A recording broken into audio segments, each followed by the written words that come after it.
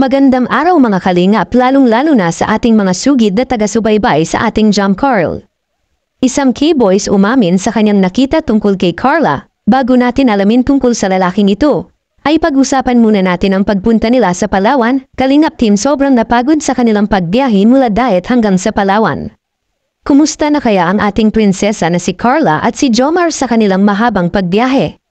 Mga kalingap, first time pa pala ng ating kalingap angels ang sumakay ng eroplano at magpunta ng Palawan at sobrang excited ang lahat. Mga kalingap, na sila yan natin kung saan nagsimula ang ating mga kalingap angels, lalong-lalo na si Carla at Vency na sa kalagayan nila ngayon ay halos katulad na sila ng mga artista na marami ng tagahanga at taga-subaybay. Marami na talagang nagmamahal at sumuporta sa kanila, pati sa pagpunta nilang Palawan ay inaabangan na sila. May mga tagahanga na naghihintay at nag-aabang sa kanila sa airport upang makita lamang ang kanilang mga iniidolo sa kalingap. Sa kabilang banda ay sobrang namangha si Kalingap Rob sa lugar ng Palawan. Bukod sa maganda ang mga tanawin ay sobrang namangha sila sa mga pagkain nila doon. Kaya naman ay napahintulad niya ang lugar sa Palawan sa ibang bansa. Ang ganda po pala dito mga kalingap sa Palawan. Grabe. Ang ganda po. Ang ganda no? Ang ganda dito. Dami pwedeng kainin pati. Daming pagkain. Para ka na ibang bansa. Oo.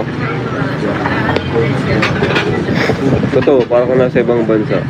Para siyang ano bang... Mga kalingap, bukod tani ang kagandahan ni Carla, nangingibabaw talaga ang kanyang pagkasimple at desenteng manamit. Mas lalong bumagay sa kanya ang kanyang mga damit na pinaghandaan niya para sa Palawan. Parang artista ang orahan ng ating prinsesa na si Carla.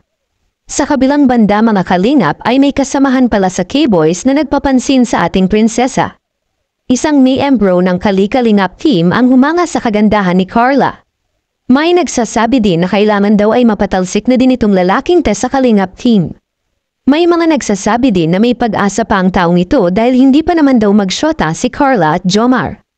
Kaya nasabi naman sa mga tagahanga ng Jam Carl na kailangan mapaalis ito sa team dahil baka daw isa siya sa makasira sa tambalang Jam Carl.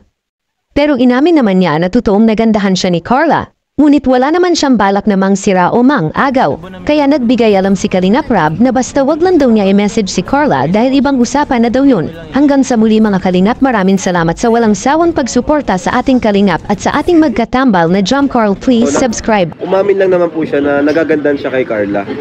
Pero di naman po siya sa kumagasabi niya, di naman daw po siya eksena sa yung tipong aagawan. Inad niya. Huwag lang mag-message kay Carla nang hindi natin alam. Iba na yon. Iba na yon. Hindi ko nga po alam bakit si Carla ang natipuan ni J. Brad.